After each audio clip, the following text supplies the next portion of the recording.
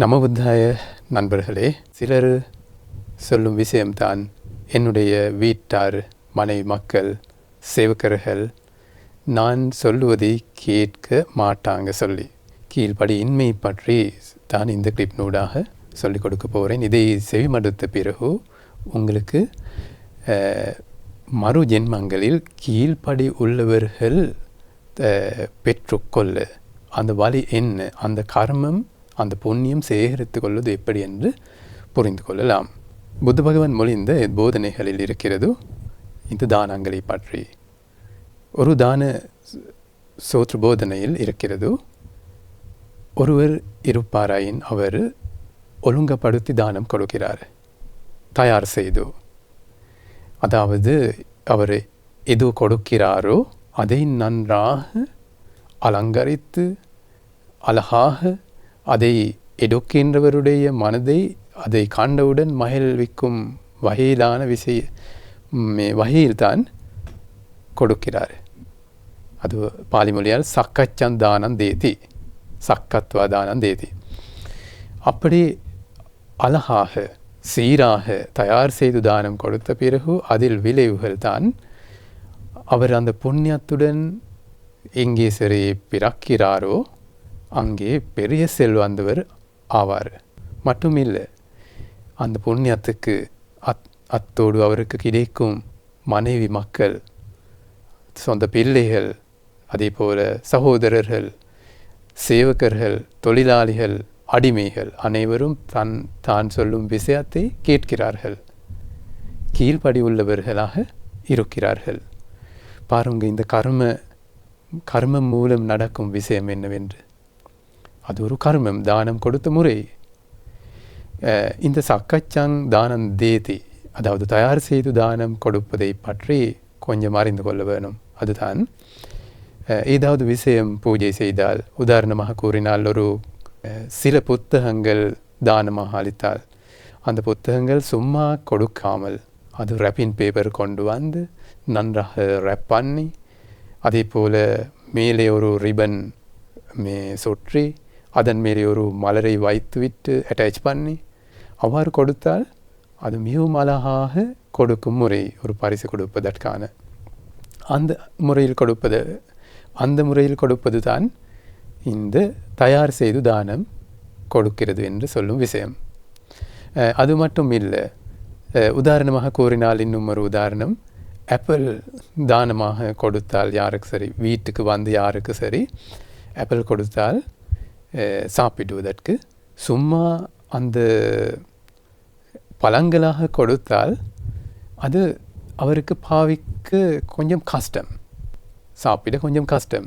அதைவிட அவர் செய்ய வேண்டிய விஷயம், தயார் செய்து கொடுக்க வேண்டும் என்றால் செய்ய வேண்டிய விஷயம்தான் அதை சாப்பிட முடியும் அளவிற்கு துண்டு துண்டுகளாக வெட்ட வேண்டும்.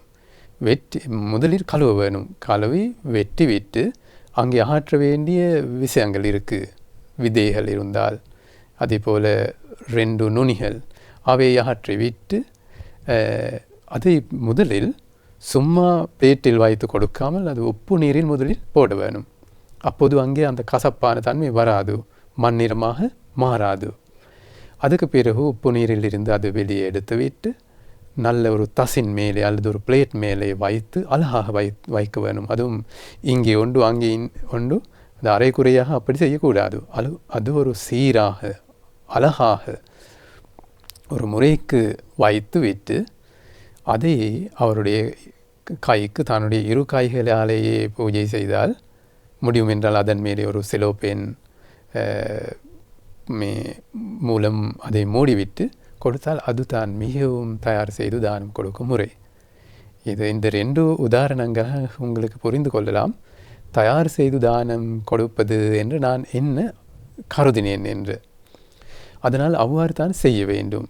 நான் ஒரு நாய்க்கு சரி, பூனைக்கு சரி சாப்பாடு கொடுத்தாலும் அது இடத்துக்கு இடம் கொடுக்காமல் ஒரு தட்டி அல்லது ஒரு பீங்கான், அவருக்கான ஒரு பீங்கான் வைத்துக்கொண்டு அந்த பீங்கான் மேலே தான் கொடுக்கும் சாப்பாடுகள் நல்ல மனிதர்களுக்கு சாப்பிட முடியும் வகையிலான சாப்பாடுகள் நன்றாக மிக்ஸ் பண்ணி அந்த பிராணிக்கு சாப்பிட முடியும் அளவுக்கு மனதுக்கு மகிழ்ச்சி கிடைக்கும் வகையில், அதேபோல் நாவுக்கு சுவை உணரும் வகையில் கொடுக்க வேணும். அதுதான் முறை.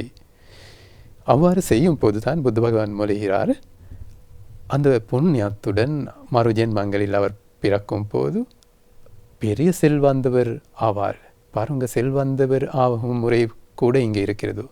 அதே போல் அந்த செல்வம் கிடைக்கும் ஜென்மத்தில், அந்த புண்ணியம் இருக்கும் அந்த ஜென்மங்களில் அவருக்கு கிடைக்கும் மனைவி, மக்கள், சேவகர்கள், தொழிலாளிகள், அடிமைகள் அனைவரும் அவர் சொல்வதை கேட்கிறார்கள்.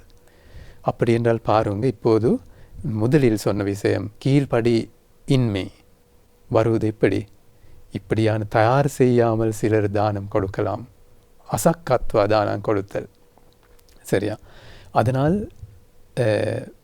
தயார் செய்யாமல் சீராக அழகாக கொடுக்காம அதை சும்மா அரைக்குறையாக கொடுத்தால் தான் அந்த கிடைக்கும் ஜன்மங்களில் அந்த செல்வம் கிடைக்கலாம். ஆனால் தனக்கு கிடைக்கும் தொழிலாளிகள், பிள்ளை, மனைவி, மக்கள், பிள்ளைகள் தான் சொல்வதை கேட்க மாட்டார்கள், சரியா? இதன் மூலம் சிலர் பெரும் கவலையுடன் இருக்கிறார்கள், சிலர் கோபம் கொள்கிறார்கள். கோபம் கொள்ளும் போது இன்னும் பாவம் தான் சேர்கிறது. அதனால் இந்த வாழ்க்கையிலேயே அவ்வாறானவர்கள் இருந்தால் தனக்கு கீழ்ப்படியாற்றவர்கள், அவர்களின் மீது கோபம் கொள்ள வேண்டாம், தவறு உங்களுடைய கையில் தான் இருக்கிறது. அதனால் அவ்வாறான தவறுகள் திரும்பி செய்யாமல் அழகாக தயார் செய்து தானம் கொடுக்க பழகுங்கள். எல்லோருக்கும் வணக்கம். நமோ புத்தாய.